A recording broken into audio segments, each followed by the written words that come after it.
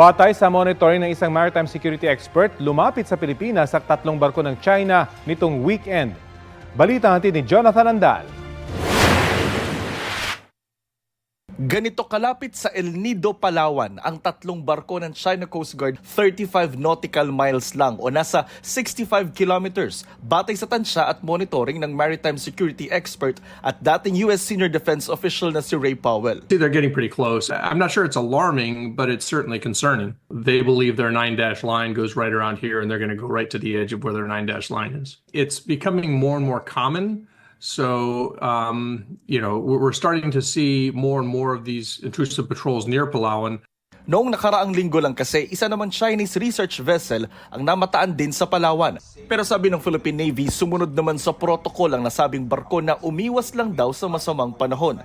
Ang mga barko naman ng China Coast Guard sa Palawan galing daw sa Scarborough Shoal at bumaba pa El Nido pero umalis din agad doon. Sinubukan namin kumpirmahin ito sa Philippine Coast Guard pero wala pa silang tugon sa ngayon.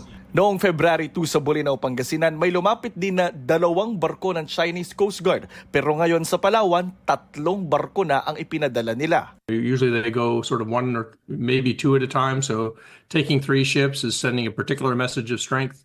Ang monster ship naman ng China wala na sa West Philippine Sea ayon kay Powell. Pero meron pa raw natitira ritong 9 na barko ng China Coast Guard. Isa dyan na itulak daw ng Philippine Coast Guard palayo ng Zambales, 95 nautical miles mula sa dalampasigan ng probinsya. Pero nasa loob pa rin ng EEZ o Exclusive Economic Zone ng Pilipinas. Your illegal activity will be reported to higher authorities. Over.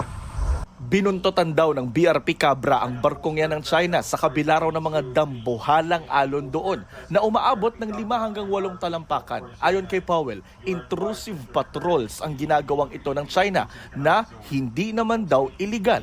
It's just aggressive, right? So what the Philippines has tended to do is to send out a ship or a plane or something just to monitor it. Pero sabi ng maritime law expert na si Attorney J. Batong Bakal, kailangan kumbinsihin ng Pilipinas ang ibang mga bansa para umaksyon ang United Nations. Hindi nga po masyadong ma-action ng UN dahil una, over 160 member countries yan. At pangalawa, marami po sa kanila na-implementa ng China. Yung pagpapalapit nila ng kanilang mga Coast Guard vessel, mga pananakot po yan. Lahat po ito, ang ibig sabihin, pinapakita nila na kumbaga talagang inaagaw na nila yung karagatan at gusto nila talaga tayong pasukuin.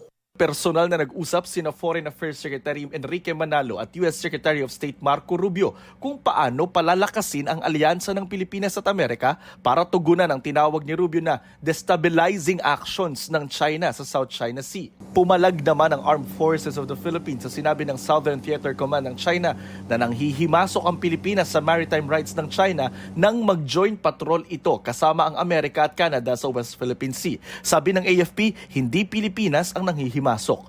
Sinusubukan pa namin kunin ang pahayag ng Chinese Embassy kaugnay nito.